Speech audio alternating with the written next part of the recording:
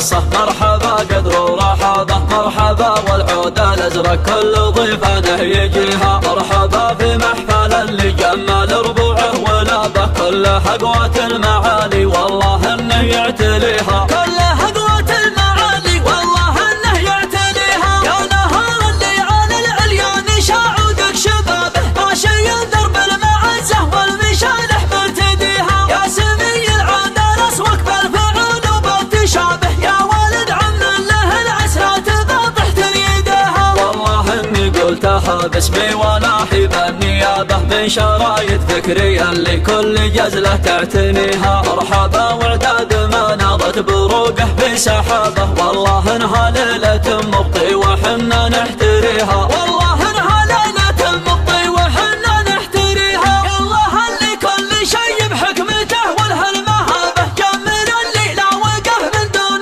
رضعه يحتميها يا هجوس الفكره اللي مثله وبل من سحابه شاعر شمه بيكتب له بيوت ما يبيها مرحبا عند الحصة مرحبا قدر ورحابة مرحبا والعود الازرق كل ضيفانه يجيها مرحبا في محفل اللي جمال ربوعه ولابه كل حقوة المعالي والله انه يعتليها كل حقوة المعالي والله انه يعتليها يا نهار اللي على العليان شاعودك شبابه ماشي درب المعزة والمشالح مرتديها يا سمي العادة رسوك بالفعول وبالتشابه يا ولد عم له العسرات باطحت يدها والله اني قلتها باسمي ولاحي بالنيابة من شرايط فكرية اللي كل جزلة تعتنيها مرحبا وعداد ما ناضت بروقه في سحابه والله انها ليلة مبطي وحنا نحتريها والله انها ليلة مبطي وحنا نحتريها يا الله اللي كل شي بحكمته والهالمهابة جمل اللي لا وقف من دون